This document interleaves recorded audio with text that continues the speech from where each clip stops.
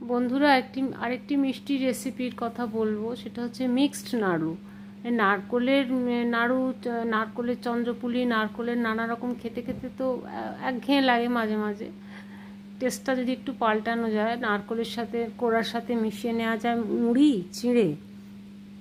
চিঁড়েটা আগের থেকে একটু ভিজিয়ে নরম করে নিতে হবে অবশ্যই।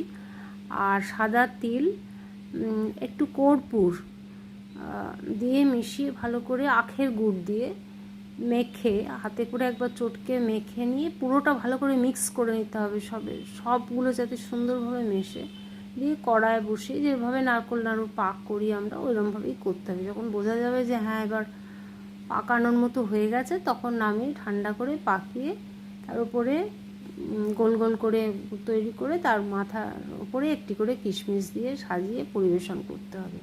খুব ভালো লাগবে, নতুন ধরনের মিষ্টি।